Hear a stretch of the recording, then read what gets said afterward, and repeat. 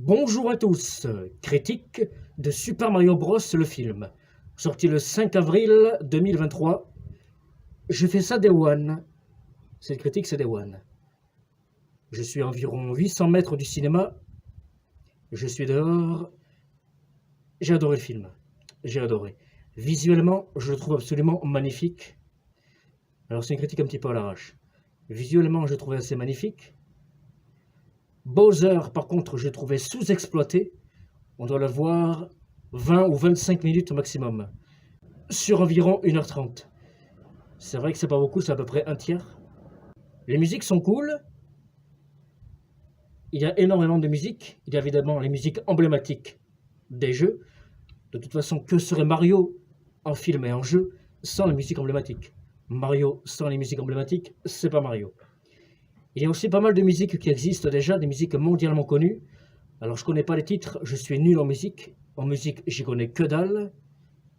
Il y a pas mal de facilités scénaristiques. J'avoue que ça m'a saoulé, il y en a pas mal, il y en a 5-6. Je trouve que c'est un petit peu trop.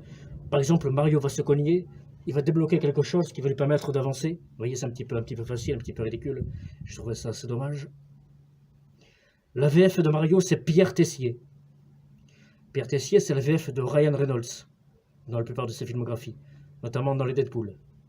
Pas dans X-Men Origins Wolverine, où là il joue Deadpool, mais là c'est Bruno Chorel.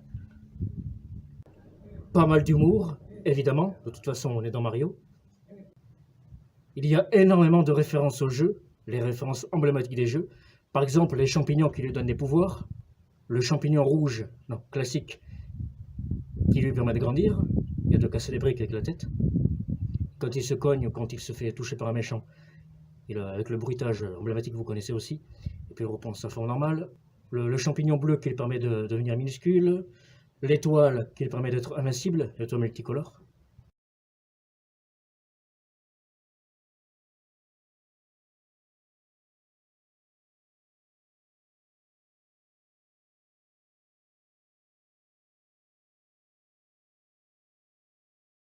Mario, Luigi, la princesse, le Toad qui les accompagne sont assez charismatiques. Je m'arrête ici, je ne sais pas quoi dire, j'avoue que je ne sais pas quoi dire. Moi, je ne suis pas un pro de la critique, comme les gros youtubeurs. Et puis, je n'ai pas grand-chose à rajouter. J'avoue que c'était pas fou, mais bon, qu'est-ce que vous voulez que je vous dise?